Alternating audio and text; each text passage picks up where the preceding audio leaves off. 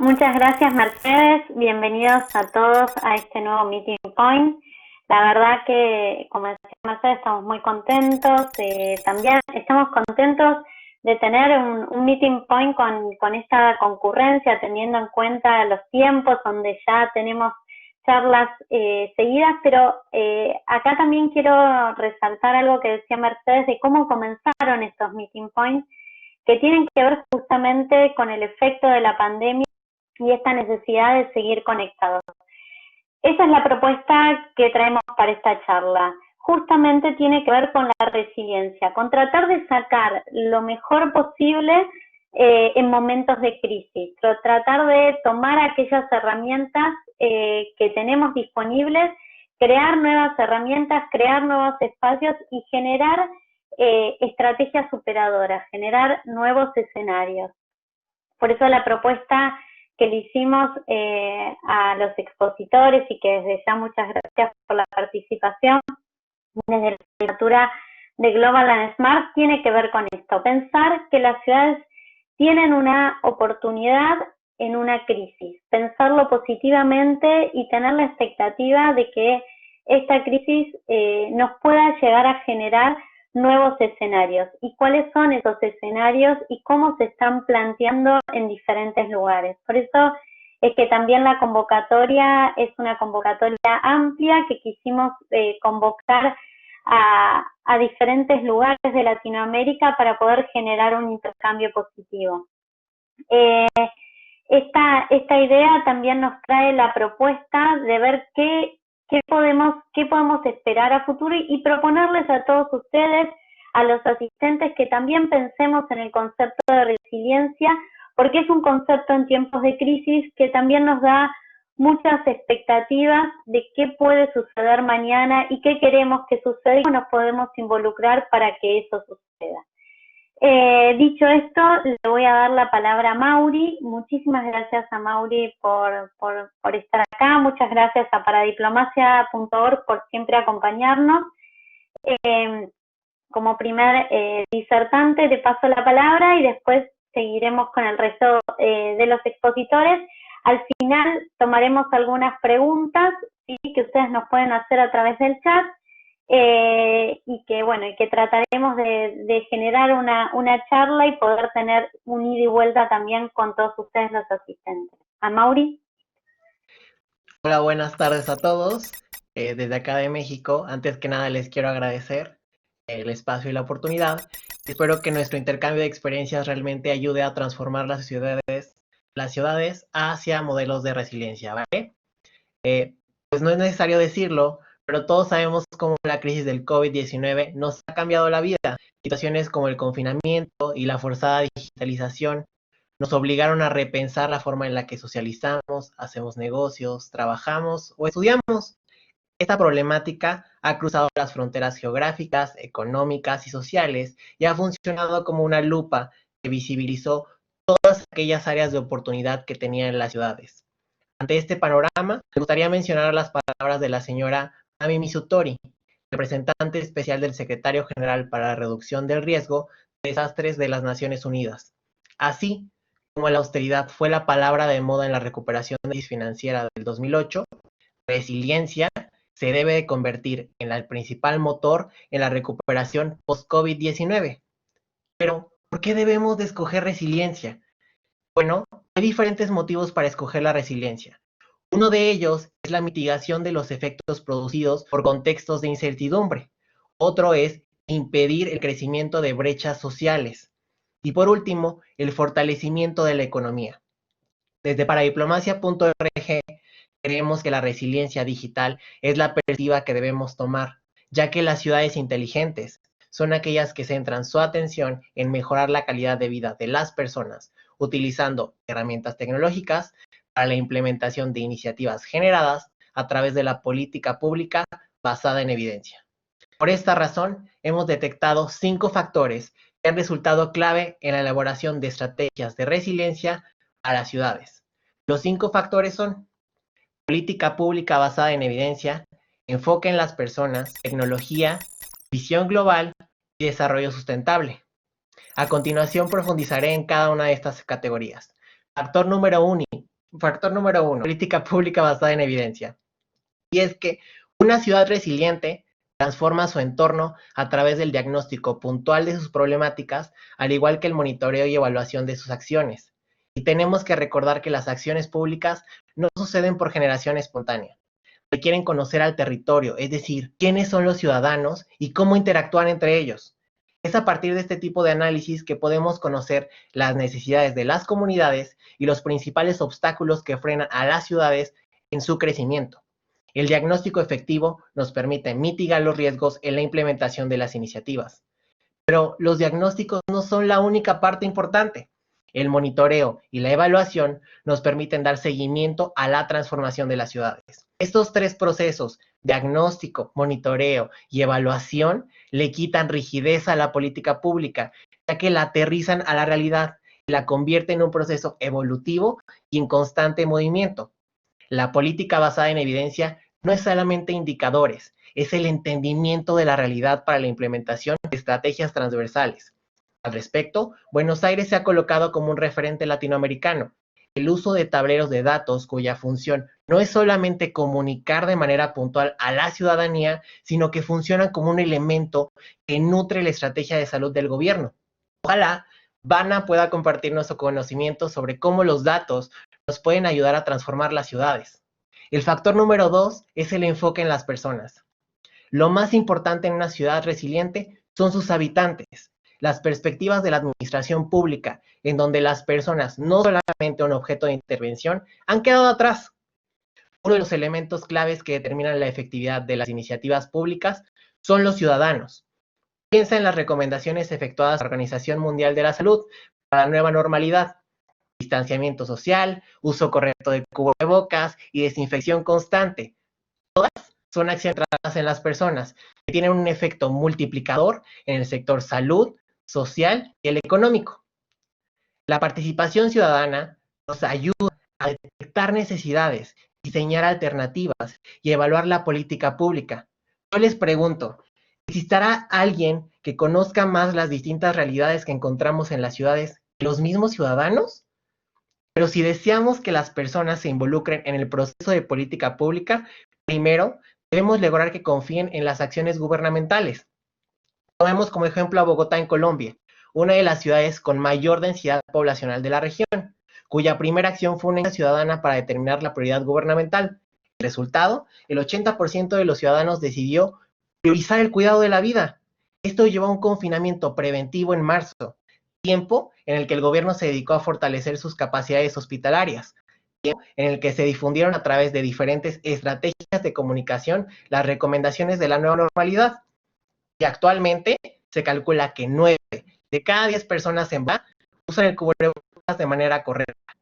Pero tampoco se evadió la realidad y se olvidó de que el confinamiento es un privilegio al cual no todos tienen acceso.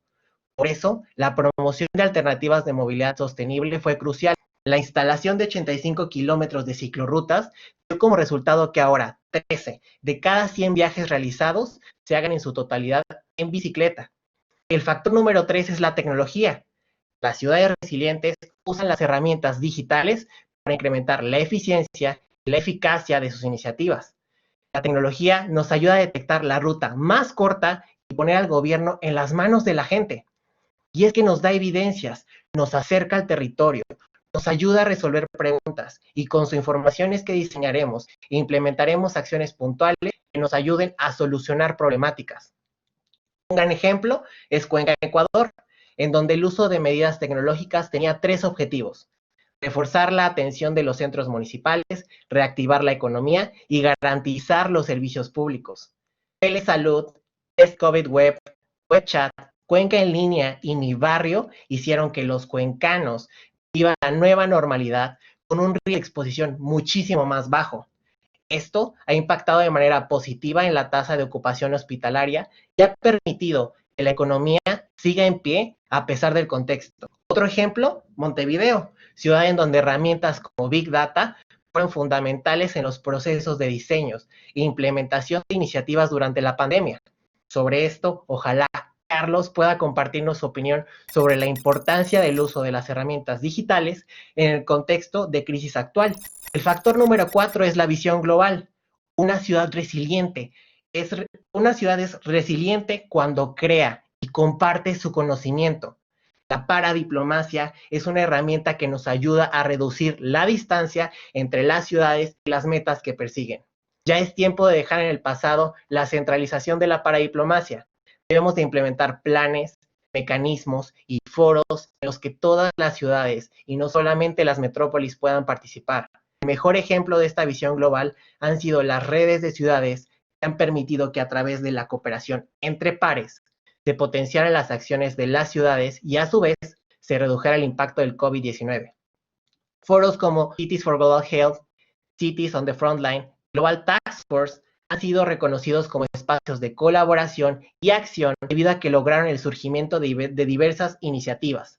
Sin embargo, aunque la pandemia sigue afectando nuestro presente, es hora de pensar en el mañana. Por ejemplo, en Cities for Global Health, la cual tiene 657 prácticas cargadas, pero solamente el 5% ha sido catalogada como acción de recuperación, el 38.3% como acciones de mitigación. Si bien la paradiplomacia nos ha ayudado a frenar el impacto de la pandemia, es hora de utilizar esta herramienta para llevar a las ciudades por el camino de la resiliencia.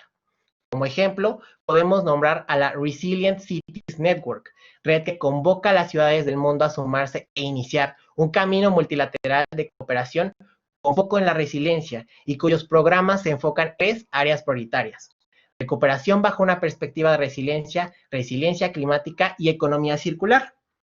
Programas que buscan asesorar a las ciudades en cuestiones de mitigación de riesgos y vulnerabilidad a través de la identificación de acciones, diseño y desarrollo de proyectos y la facilitación del fondeo y sus colaboraciones. Por último, el desarrollo sustentable, porque una ciudad resiliente no solamente busca favorecer su economía, sino que busca inclusión social y sostenibilidad ambiental en el largo plazo. Y es que expertos de distintas organizaciones han concordado en que la crisis del COVID-19 ha sido como un tsunami económico y social. La COVID-19 no perdona y ha provocado que las brechas entre diferentes sectores poblacionales se incrementen. Contextualizamos este panorama.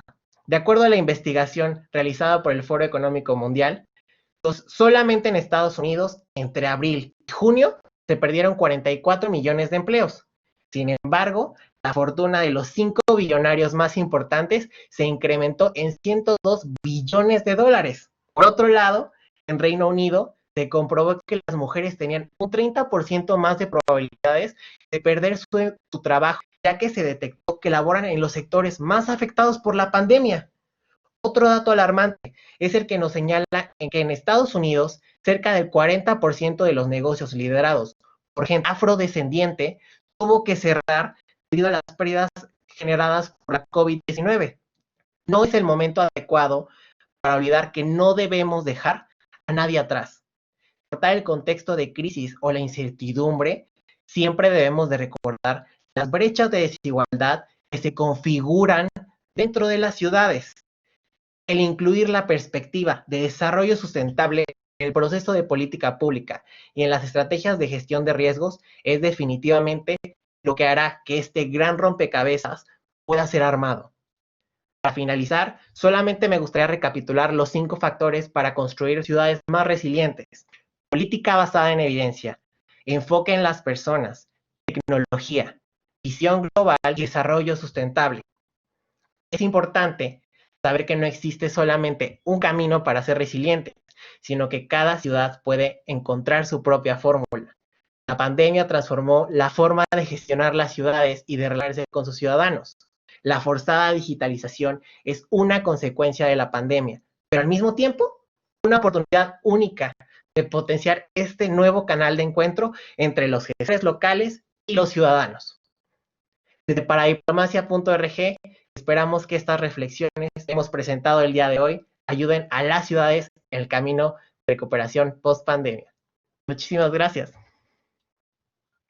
Gracias a Mauri, muy bueno, y la verdad que nos diste un paneo global de todos los aspectos y bueno, y nos fuiste mechando ideas y conceptos. Así que muchísimas gracias, Carlos, desde Montevideo, pasamos de México a Montevideo, por la magia de la tecnología. Y bueno, te damos la bienvenida y te paso la palabra. Bueno, muchas gracias por la invitación.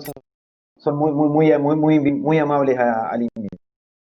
A mí me interesa, a mí me parece que el concepto de resiliencia de las ciudades o el concepto de transformación digital, a mí me gusta atarlo al concepto de las semillas de bambú.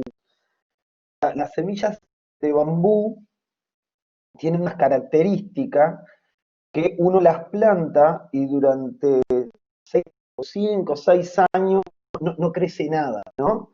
Uno las riega, las cuida, las siembra, la va cuidando de los yuyitos y no pasa nada.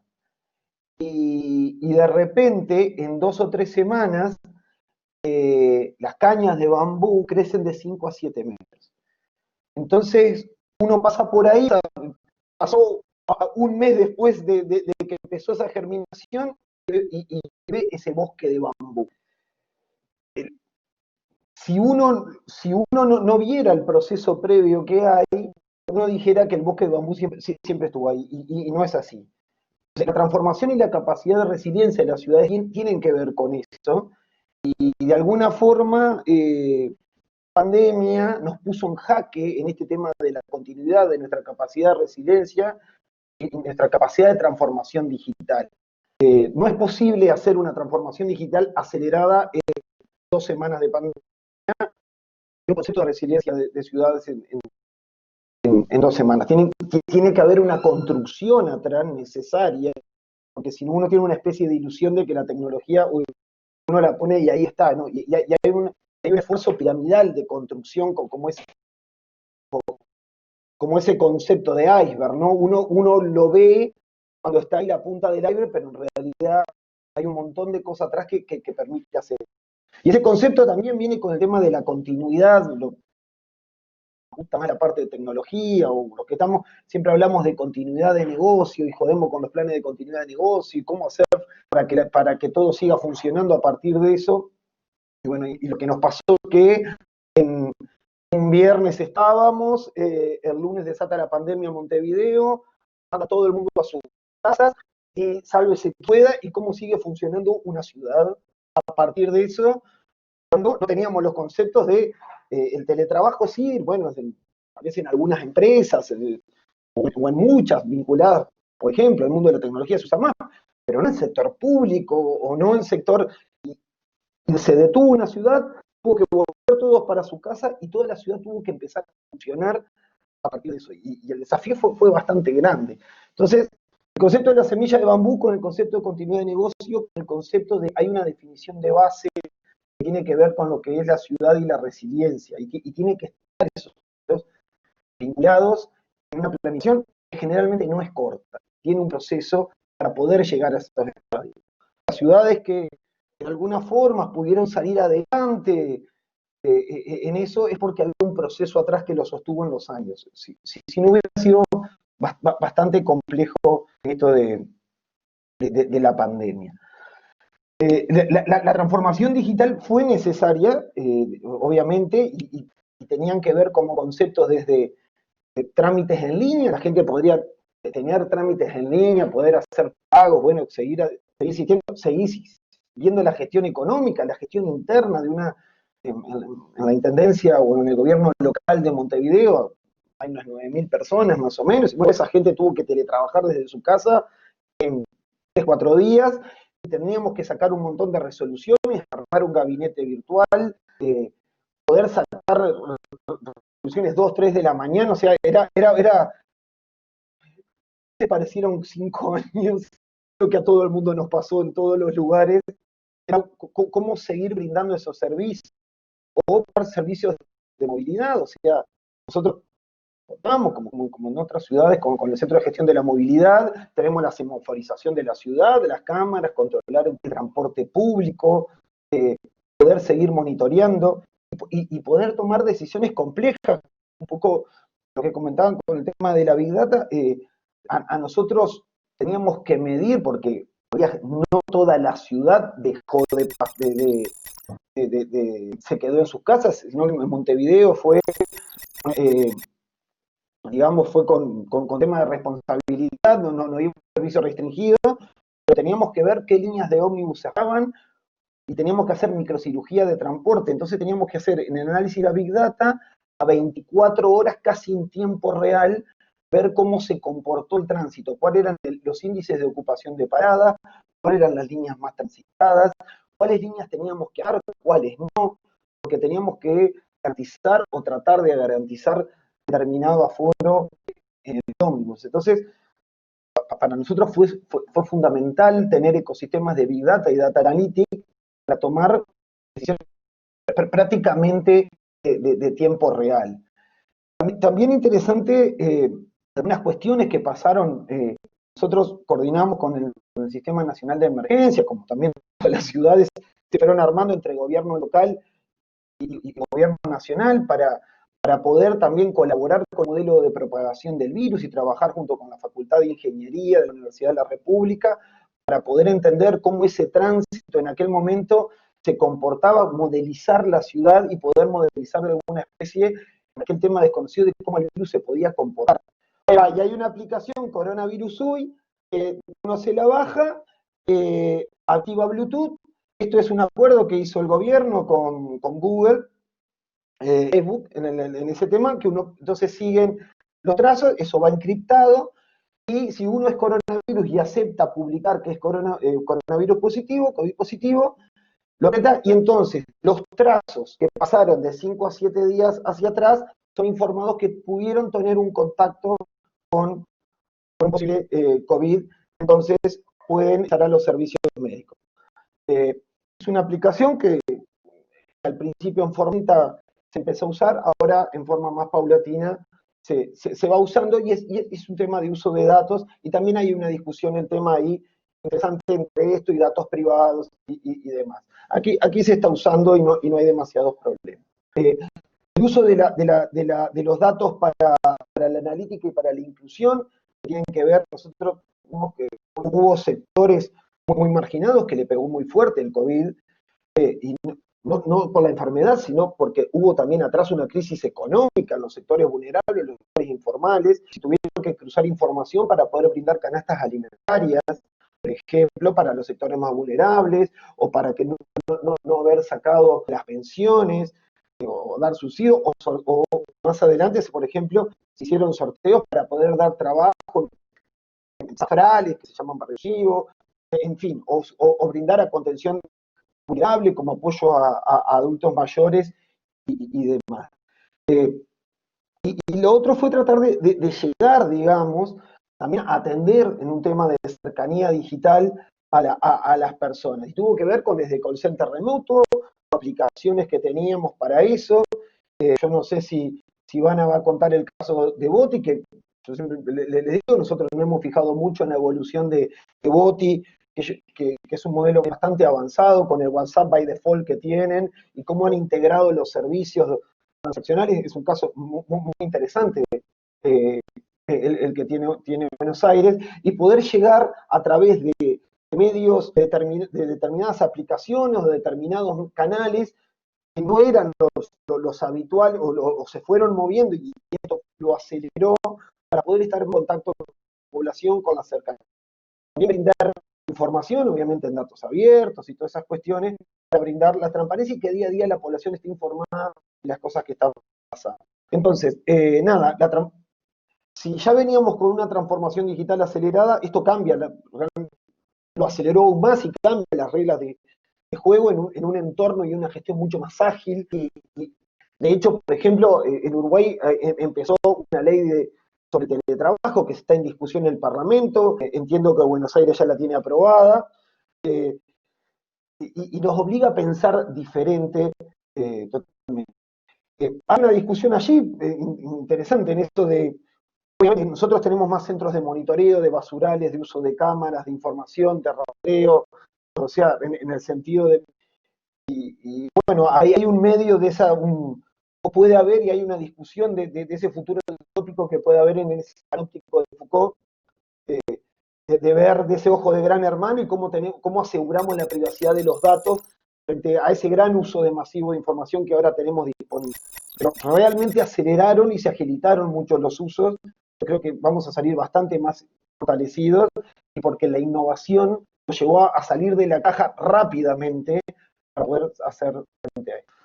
Así que muchas gracias, y bueno, estoy atento después para la discusión. Gracias, Carlos, fantástico. Bueno que volviste.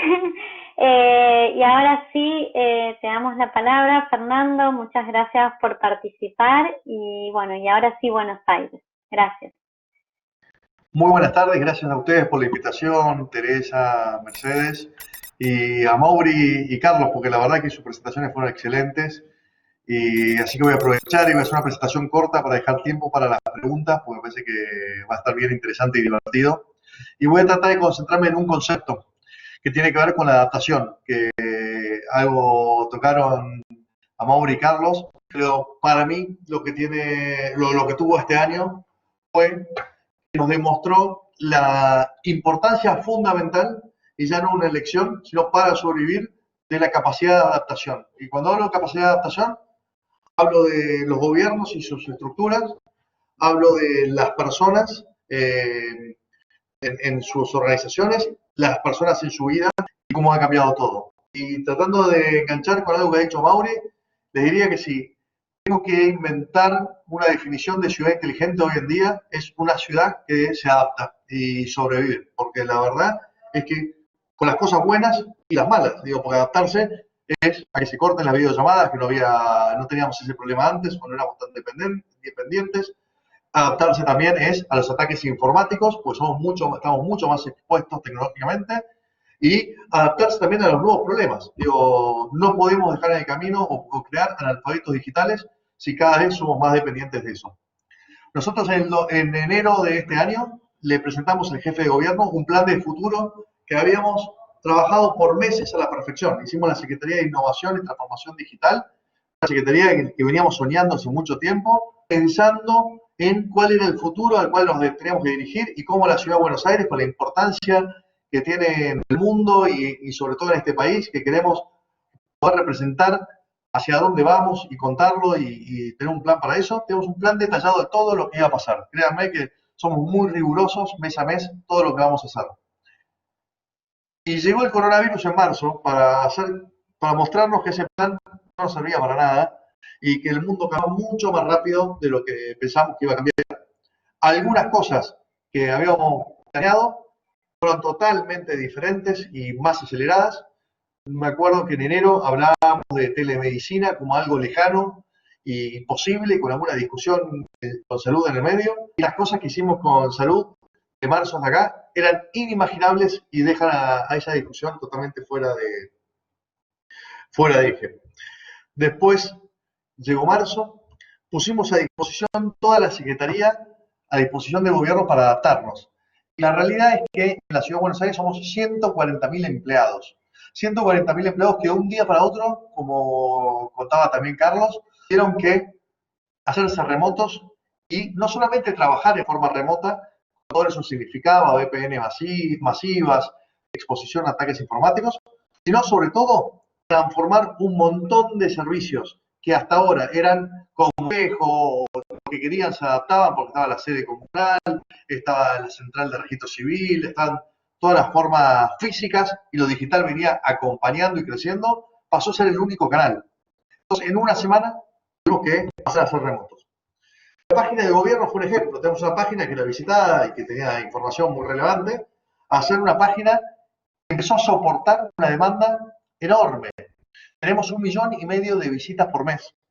Y sobre la página de gobierno, buenosaires.gov.ar, en estos meses de marzo hasta octubre, hicimos 1.200 páginas nuevas. O sea, si uno mira la cantidad de días y la cantidad de páginas, es enorme. Y esas páginas soportan permisos de tránsito, soportan educación en casa, soportan cultura en casa, soportan trámites, 1.200 páginas nuevas.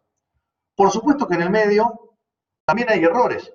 Sacamos una política, me acuerdo en abril, para contener a quienes más estaban expuestos al virus, que era la tercera edad, y fue muy mal recibida por los usuarios. tanto el periodismo como la tercera edad sintió que los estamos discriminando en vez de cuidarnos, y de repente aprendimos sobre eso, y en 48 horas transformamos eso que pensábamos que era bueno y que fue mal recibido en un programa de voluntariado enorme, donde cada uno de los adultos mayores de la ciudad de Buenos Aires, a los que invitábamos ahora a no salir de su casa, tenían un voluntario cerca de su casa dispuesto a hacer las compras de medicamentos, alimentos o todo lo que pudieran necesitar para eso. Como también contaban, nosotros somos un gobierno que basamos nuestras decisiones en datos. Los datos reemplazan la intuición, uno gestiona mucho mejor, toma decisiones.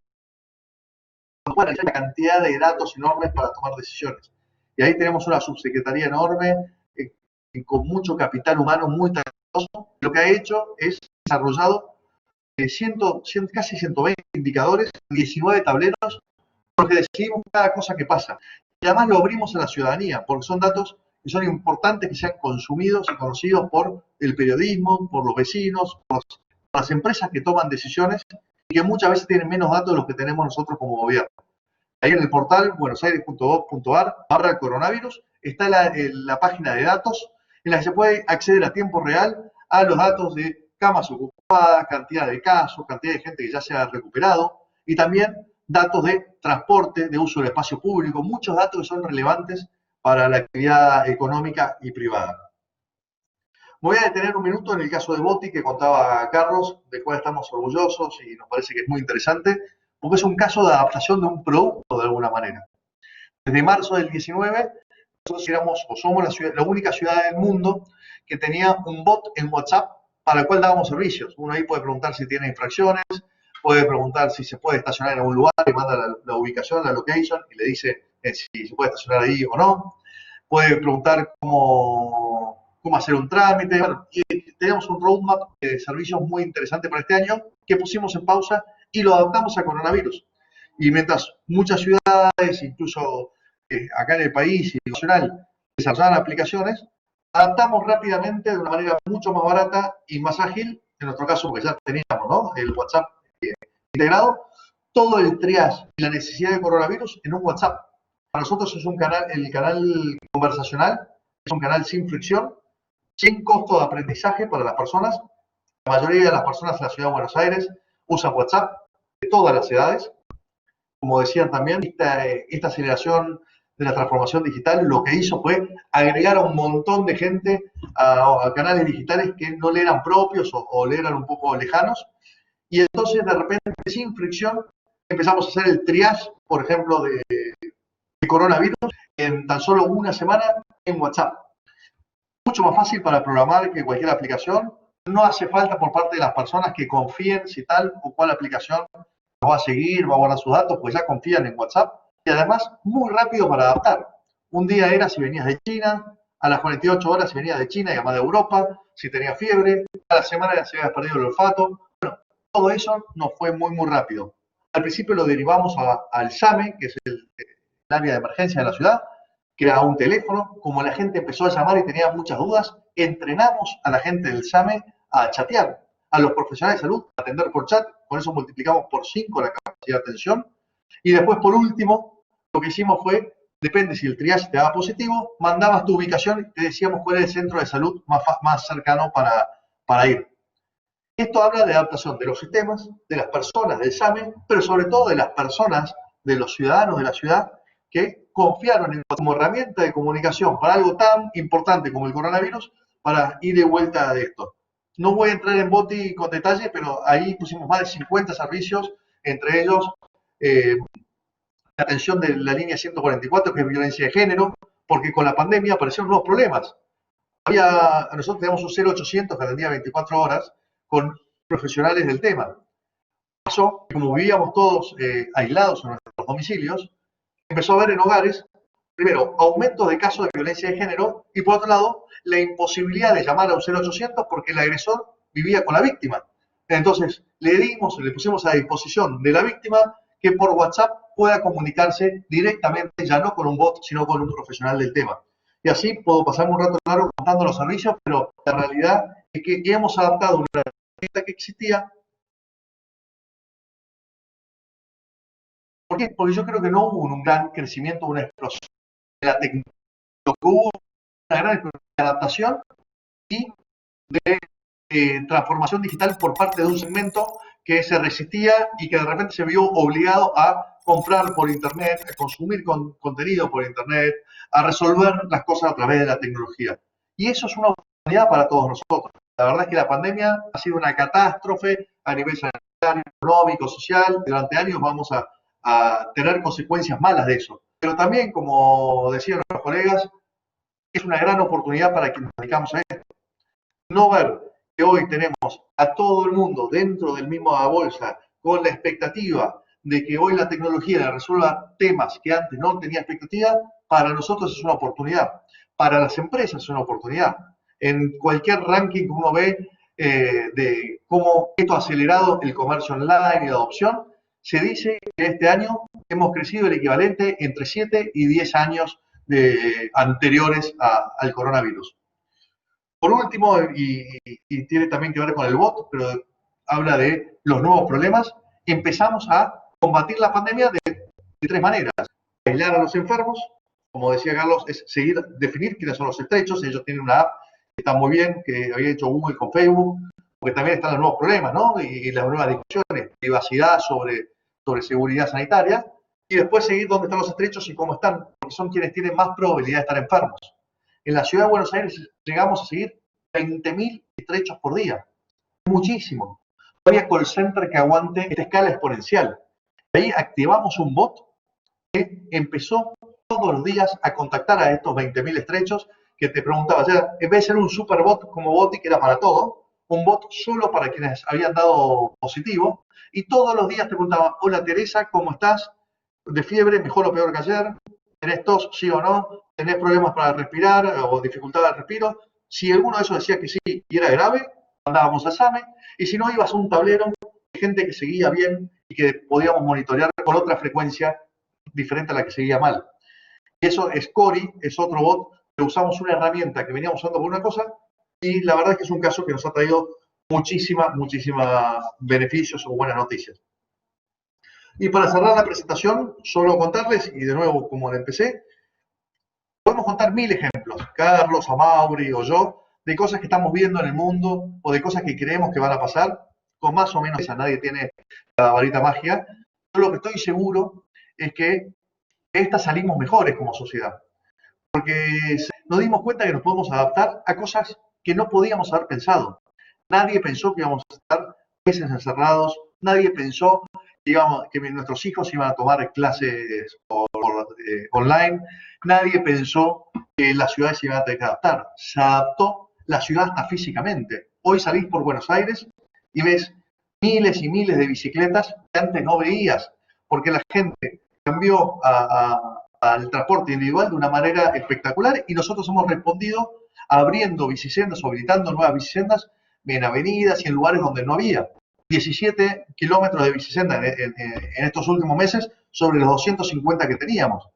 100.000 metros cuadrados de espacio público nuevo o transformado en veredas, calles, para que los restaurantes y lugares de disfrute puedan abrirse y la gente pueda volver a algo más parecido a la normalidad.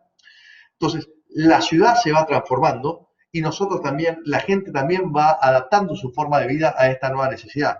Entonces, sin duda, para mí lo que nos deja este coronavirus es que el nuevo superpoder de las personas, del cual tenemos que estar orgullosos, es la capacidad de adaptación.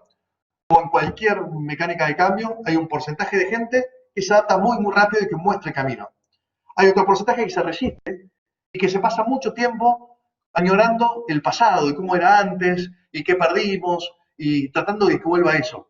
Y en el medio seguramente hay un montón de gente que está viendo para qué lado moverse, qué premios y qué riesgos tiene uno y otro. Y creo que ciudades como las nuestras y ciudadanos como los nuestros tienen que mostrar que la capacidad de adaptación, aceptar la nueva realidad, incluso encontrar oportunidades, y en esto va a ser el camino que nos va a hacer, además de más felices, más productivos en los próximos años que nos toca vivir, liderar en estas ciudades. Así que con esto termino, solo para abrir y que tengamos una conversación entre todos. Bueno, fantástico, Fernando, muchas gracias. La verdad que nos planteaste también un poco englobando todos estos escenarios que se van planteando, escenarios que además tienen que ver con realidades que estamos viviendo en el minuto a minuto. Lo hablábamos en las charlas previas que nosotros tuvimos y yo les comenté también un meeting point que habíamos tenido anteriormente que trataba en esta relación entre las ciudades inteligentes y las ciudades más humanas, y cómo se relacionan y cómo tenemos a las personas en esta expectativa, en esta oportunidad, como decías vos, Fernando, recién, de adaptarnos, cómo la resiliencia nos va dejando crecer y de pronto, de golpe, exponencialmente, como os mencionaba Carlos, de pronto tenemos otro escenario totalmente distinto y qué herramientas tenemos digamos, disponibles y en la expectativa de tenerlas disponibles. Me quedo con varios de los puntos que ustedes plantearon y tenemos algunas preguntas. Voy a hacer un poco un punteo de 3 preguntas que se plantearon y que tanto Eric como Laura y Candelaria nos hablaron en las preguntas sobre grupos vulnerables, ¿sí? Sobre adultos mayores, sobre el tema de género, sobre las personas que no tienen acceso o acceso a la conectividad, por ejemplo, porque algo que también nos planteamos en las charlas previas, yo les cuento un poco a todos los asistentes, que también nos juntamos para poder poner en común un poco estas ideas, tiene que ver con estas diferencias que tal vez se dan en la accesibilidad a estas nuevas herramientas, ¿sí? Entonces, yo dejo esta primera pregunta, que la ensamblo un poco de estos 3 asistentes, que tiene que ver cómo ven ustedes la relación entre la accesibilidad y la igualdad que se tiene que dar. El concepto de resiliencia también habla de igualdad de oportunidades y que todos puedan acceder. Digamos, cómo lo ven, qué se está trabajando, qué expectativas tienen respecto de la accesibilidad en este sentido? No sé quién quiere contestar, si seguimos el mismo orden o si alguno... Pues bueno, aquí yo creo que lo interesante es darnos cuenta de el contexto y el panorama en el que estamos. Quiero agarrar las palabras tal cual como lo dijo Carlos. Resiliencia es innovación, pero también la palabra de Vana, resiliencia es adaptación. Y quiero tomarlo porque los dos nos contaron una historia, desde donde, cómo ellos iniciaron y fueron adaptando e innovando para poder entender el momento en el que estaban.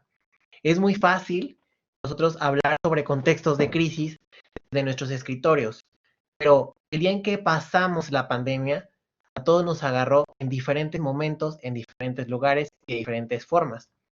Por eso yo creo que ante este sentido de urgencia y depresión, es muy fácil a veces olvidar todas estas lecciones que ya hemos aprendido. Es muy fácil, por ejemplo, olvidar a estos grupos vulnerables, ¿no? Ya hablando sobre equidad de género, o hablando sobre los diferentes rangos de edades, o la desigualdad y disparidad de ingresos. Ahora, creo que lo que está sucediendo es, número uno, nos adentramos a un contexto de crisis en el cual tuvimos una curva de aprendizaje, en el cual lentamente estamos tratando de regresar a esta realidad. ¿Cuáles son las expectativas? Afortunadamente hemos avanzado muchísimo. Por ejemplo, hace unos días estaba viendo una plática de una representante aquí en México de ONU Mujeres, que decía que aquí en México, por ejemplo, antes de la pandemia, 6 de cada 10 acciones ya tenían un enfoque de género. Pero durante la pandemia solamente 1 de cada 10. Entonces, a partir de este hallazgo que ellas se dieron cuenta de que se había perdido este enfoque de género, empezaron a generar diferentes mecanismos en los cuales a partir de hace unas semanas ya se empezó a tener conversaciones sobre, ok, tenemos que regresar a este enfoque, ok, lentamente hemos ido adquiriendo otra vez esta complejidad de las diferentes configuraciones que existen dentro de las ciudades. Entonces, ¿cuáles son las expectativas? Ya entendimos, ya pasamos el sentido de urgencia, seguimos en una situación de crisis, pero lentamente tenemos que ir, uno, dándonos cuenta de que existen diferentes configuraciones sociales.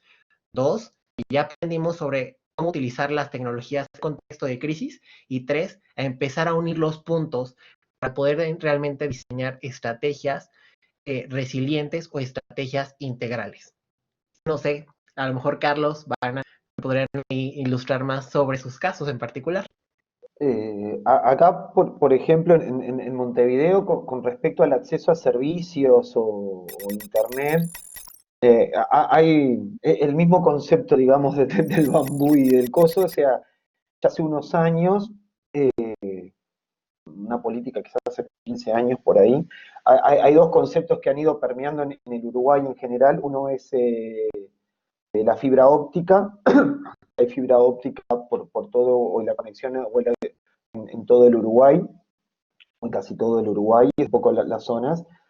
Entonces el acceso a internet en ese sentido es bastante bueno.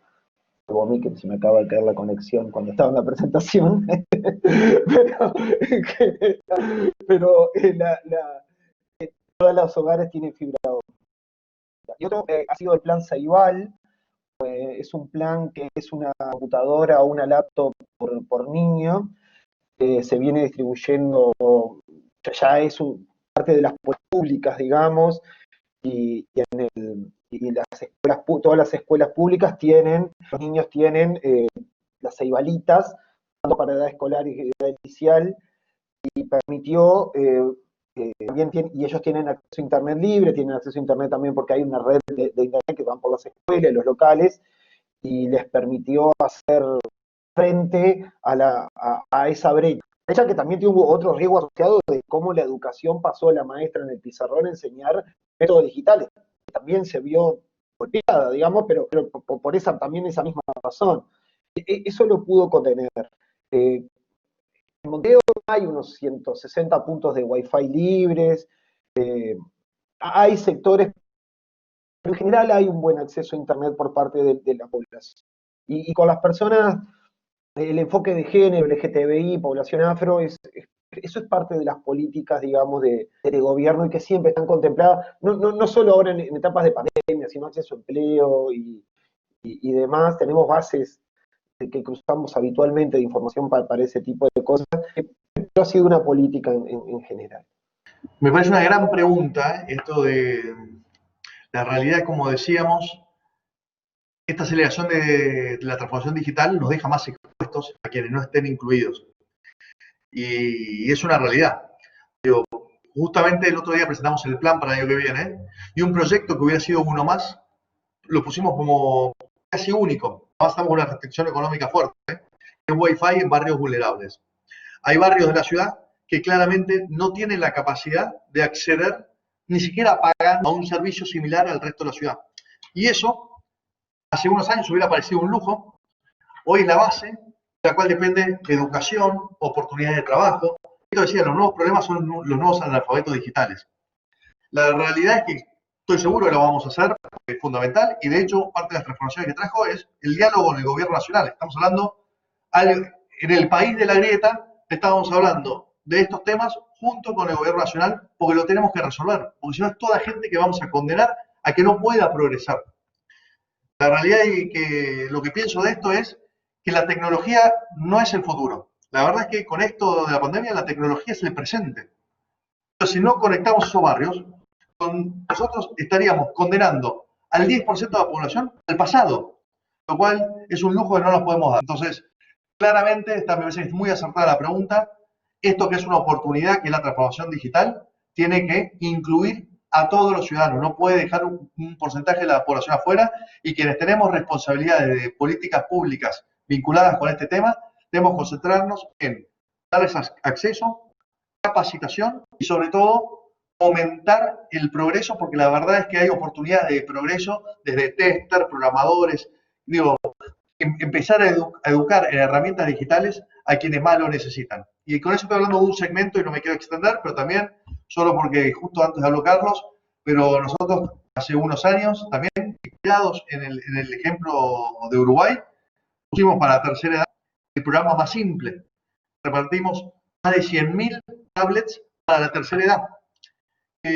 Tienen otro problema, que ya no solamente es vivir, o no son vivir en un barrio vulnerable, sino que es la soledad.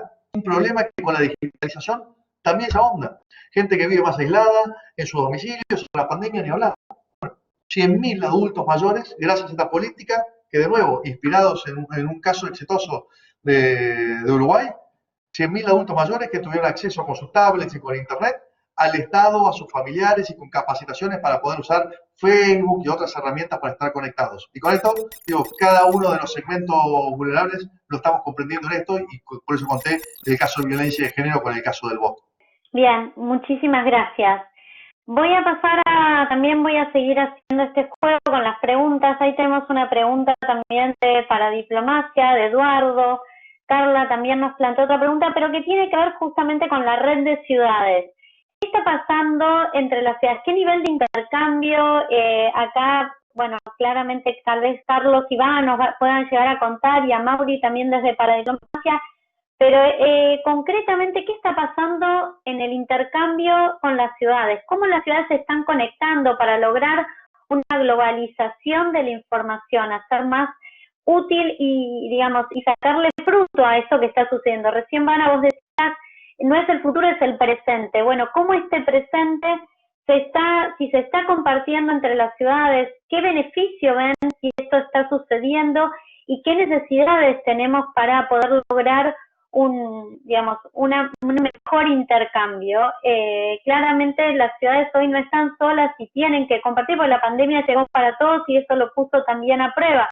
El ejemplo de unas ciudades y de otras sirve para saber qué es lo que va a pasar en un futuro cercano, tal vez en nuestras ciudades. Entonces, un poco, ahora le paso la palabra a Carlos, si te parece, un poco que cómo ves este intercambio entre las ciudades, y si lo ves y si nos podés comentar algo. Sí, nosotros intercambiamos mucho entre ciudades, en realidad. A ver, hay espacios como Mercociudades, CGLU,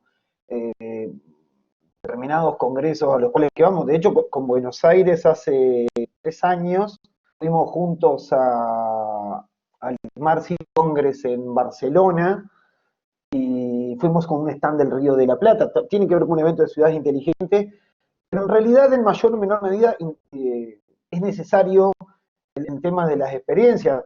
Un poco cuando hablábamos un poquito del evento, o sea, Vana estuvo hace un mes en una charla similar intercambiando en el evento de Ciudades Inteligentes de Montevideo, y en realidad nos vamos como aprendiendo cada uno de nuestros errores y compartiendo las cosas que nos han salido más o menos bien y tratar de ir haciendo sinergia. Yo creo que es un mundo conectado, en el cual tenemos experiencia con Santiago, sabemos qué pasa en México, en Puebla, en Bogotá, qué pasó en Latinoamérica, qué es lo que pasa en Europa, y vamos sacando ideas en eso. Quizás tenemos que pasar a una etapa en algún momento un poco mayor, interconectar datos, tener una plataforma que conecte información, ¿sí? Esos tipos de esas cosas, pero creo que en ese sentido tenemos sinergia y vamos compartiendo nuestras ideas y compartiendo nuestras lecciones aprendidas. Yo ahí te agrego algo, si querés. Yo creo que esto nos da una oportunidad de aumentar más la colaboración, y no solamente entre ciudades, sino también con empresas privadas y también con universidades, por muchos motivos. Uno es, estamos todos arriba del mismo barco. Otro de los aprendizajes es que esto no es un problema que nos afectó a un sector y que muchos de los grandes problemas requieren esfuerzos compartidos de todos. Otro es la accesibilidad. Este encuentro con Amauri en México, con Carlos en Montevideo y yo en Buenos Aires hubiera sido mucho más difícil para organizar para el ITBA, más caro, más difícil para quienes nos están escuchando y participando, que hacer esto, que es mucho más práctico para compartir. Solo compartirte un ejemplo de cosas que estamos haciendo y de aprendizaje también continuo, es en base a un ejemplo que estamos viendo que estaban haciendo en el MIT, en Estados Unidos, y la Universidad Pontífica de Suiza. En mayo, ellos estaban trabajando con temas de neumonía. Nuestro equipo de datos y de Smart City empezó con la hipótesis de que la tos del COVID podía ser diferente, tener patrones diferentes a la tos normal. Parte de esta plasticidad del gobierno era que gran parte de mi equipo estaba de hoteleros. Nosotros estamos en la ciudad de Buenos Aires, gestionamos 50 hoteles durante el COVID de gente enferma positiva en la ciudad. Nosotros éramos los hoteleros, la gente que recibía, nos ocupábamos, el hotel solamente ponía el hotel, estaban los médicos, atendían, y el hotel lo gestionábamos nosotros. Entonces, aprovechando que mi equipo de innovación gestionaba 2 hoteles, recolectamos 1000 toses de gente que tenía COVID, que tenía positiva. Fuimos a una base de datos anterior al 2018 para asegurarnos que no tengan coronavirus y buscamos 1000 toses negativas y armamos una red neuronal bien interesante que empezó a aprender y a buscar patrones de esas toses. Y después agarramos 100 toses positivas y 100 negativas, las pusimos y tuvimos más de un 80% de asertividad. Es una locura. Esto no reemplaza un test, pero la verdad es que es un dato lo suficientemente cierto y valioso. Fuimos a salud con esta prueba piloto que habíamos hecho medio caserista, fuimos al comité de ética del hospital de Elizalde, y trabajando con el Ministerio de Salud nos dieron un protocolo, tenemos que juntar 5.000 toses, vamos 4.200 al día de hoy, así que espero terminar en menos de 5 días, y estamos entrenando esta nueva red neuronal, incluyendo incluso los asintomáticos. Esta semana salió un artículo del MIT, que a ellos con asintomáticos también les fue muy bien, y estamos colaborando y compartiendo información, en este caso con universidades, en otro caso con ciudades, para cosas que son espectaculares y parecían ciencia ficción. Y la verdad es que nunca me hubiera dedicado a analizar toses si no fuese porque el COVID nos llevó de cabeza a la Secretaría de Innovación a dedicarnos a estos temas. Y quizás sirve para el COVID, ojalá, pero el proceso seguro que sirve para trabajar más en conjunto con universidades, con empresas privadas que estamos conversando, incluso con WhatsApp, porque pensamos que se va a poder hacer accesible a través de WhatsApp, pero además, digo, como proceso de innovación conjunto y de aprendizaje conjunto entre todos. Lo que viene en ese sentido, además de adaptación, va a ser mucho más colaborativo. Perfecto, buenísimo. Realmente tiene que ver un poco con los planteos. Yo creo que, Fernando, no te hubieras imaginado hace un año que estarías en una situación con tu equipo en un hotel recolectando toses, sino que esto realmente nos pone en escenarios que no nos imaginamos, pero no sabemos cuán productivos pueden llegar a ser y qué es lo que nos va a quedar a futuro justamente para que, digamos, para dejar nuevos escenarios totalmente distintos, con lo cual planificar también se volvió como una estrategia que se tiene que repensar día a día. Sigo con la idea de la adaptación y de la innovación. Tenemos una pregunta para Mauri, Henry, que nos pregunta cómo pueden las ciudades pequeñas formar parte de este complejo mundo de la innovación en Smart Cities. ¿Cómo, digamos, tiene que ver con otra pregunta que también venía desde arriba, es cómo las pequeñas ciudades pueden acceder digamos, a estas herramientas de innovación? Bueno, la pregunta es muy interesante porque realmente habla de cuál es nuestro concepto que tenemos arraigado como ciudades inteligentes. Siempre cuando pensamos en ciudad inteligente nos vamos a ¿qué ciudades? Seúl, Londres o este tipo de ciudades macro, ¿no? A este tipo de capitales. La realidad es que las ciudades inteligentes pueden ser cualquier ciudad en nuestros países. ¿Qué es realmente lo que hace una ciudad inteligente? La definición de paradiplomacia se me hace súper sintética y súper amigable para todos, ya que es 3 conceptos. Son las ciudades que se enfocan en las personas. ¿Cómo? A través de herramientas digitales que crean estrategias con política pública basada en evidencia. Es hora como de dejar esta parafernalia o estos paradigmas en donde a fuerzas creemos que nada más las capitales o estas macro ciudades pueden aspirar a este tipo de modelos. No, las ciudades inteligentes, las ciudades resilientes, las ciudades más humanas pueden ser cualquier ciudad dentro de nuestros países. ¿Cómo lo podemos hacer?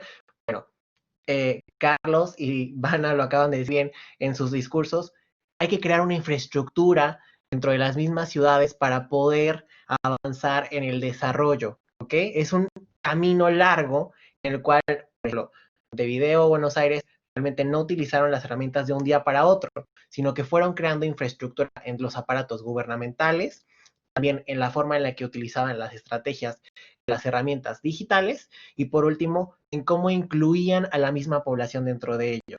¿Cómo pueden incluir las ciudades pequeñas? Bueno, tenemos que crear un paso en el largo, o sea, un plan en el largo plazo, incluyendo estos 3 factores. Es enfocarnos en las personas, utilizar las herramientas digitales y ver la política pública basada en evidencia para crear una ciudad inteligente. Bueno, Mauri, muchísimas gracias. Y bueno, nos quedan algunas preguntas. También les planteamos que en el cierre de este meeting point les proponemos que nos dejen preguntas para poder seguir debatiendo, para poder seguir generando espacios, teniendo en cuenta estos espacios que nos está dejando este nuevo escenario, cómo nos hemos adaptado, cómo la universidad también se ha adaptado a generar estos espacios abiertos para que podamos debatir. El rol de las universidades es muy importante. Desde el ITBA proponemos desde diferentes programas también seguir debatiendo y seguir investigando sobre todas estas cuestiones. La diplomatura en Global and Smart justamente apunta a esto. Es una diplomatura que voy a volver a tomar algunos de los conceptos que ustedes plantearon, que tiene que ver con tomar todas las herramientas y conceptos disponibles globalmente para poder adaptarnos y para poder discutir. El objetivo es que además las universidades sean un gran productor de ideas, un gran productor de propuestas y que la investigación y la innovación, en la investigación y la innovación tengan un rol preponderante. Por eso agradezco también al ITBA generar estos espacios abiertos. Les agradezco mucho a ustedes por participar.